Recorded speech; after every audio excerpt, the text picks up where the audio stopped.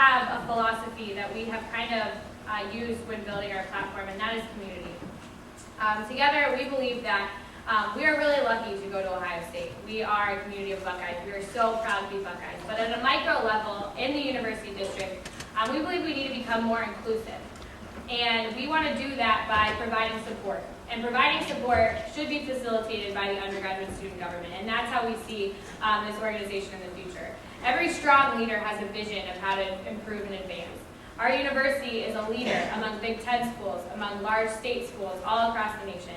And we believe that, or we know that we are, Ben and I are leaders because we have a vision for where we can take this organization and where we can take our student body.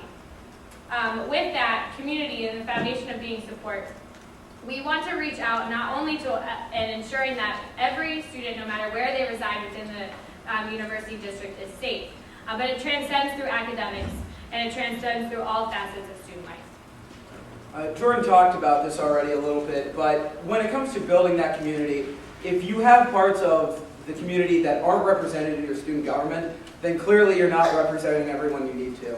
Right now, USG has a very broad tagline for diversity, and one person to cover the entire subject. We think that's a little ridiculous. We would like to have individual liaisons to underrepresented groups throughout the campus, whether it be the GLBT community all the way to the ag school, because distance alone and across that river has tends to alienate them from what USG is doing. And in the off-campus area, I talked briefly about the inclusiveness, and we want to bring in the off-campus area to become more a part of the community on campus. We do that through three components: a support, a safety, and a unity.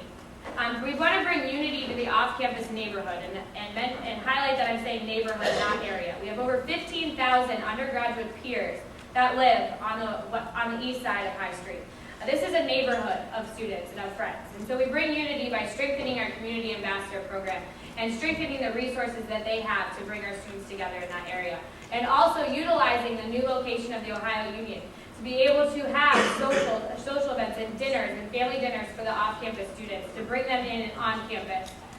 Furthermore, we move into safety. And safety, what's really important is that the university is taking notice of what's going on off campus. 2 weeks ago, there were 2 armed robberies right out front of my doorstep, and I live with 50 women. It's scary, and this was on 14th and Indianola. If crime is continually creeping up and closer to High Street, the university needs to take a stronger stance because that's what students deserve.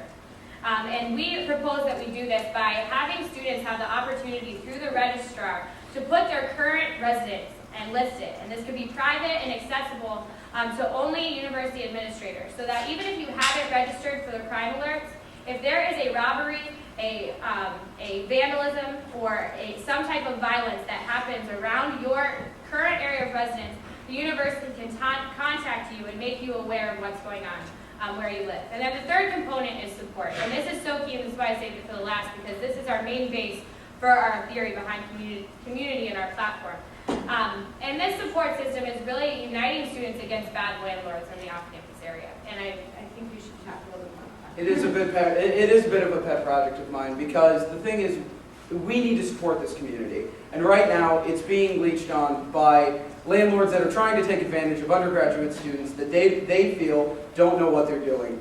Jordan and I propose trying to take a stance against this in a sort of three-pronged way. The first is we need to work through our connections at the city to make sure that base-level code enforcement for these buildings is being upheld. We've heard horror stories of heaters being fixed with coffee cans and duct tape. That's not legal, and you don't deserve that. Our second point would be to work to inform students. If you don't understand your rights, then you can't stand up to someone to make sure that they're being enforced. The way we're going to do that is Jordan and I want to create a student rights committee in the cabinet of USG to inform students on everything from problems they may have with law enforcement, but especially about housing and the rights that they have when dealing with landlords and signing up for a lease or a rent. The last component is working with the university to try and bring forward a certification problem. Dr. Gee has talked about this before, but we want to create an economic incentive for landlords to want to continue to maintain and improve their properties. All right, and so this briefly just shows you that our philosophy community, and it does transcend into academics, providing more opportunities to study interdisciplinary and cross colleges and uniting all colleges to provide more academic opportunities for students.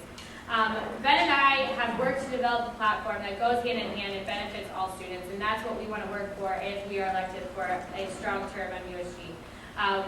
We will, and we are right now working for the betterment of students, and we hope that we will have this opportunity to take it to the next level as the executive leadership positions in the undergraduate student government. Thank you so much for your time, and don't forget to vote on Thursday for Ben and Jordan.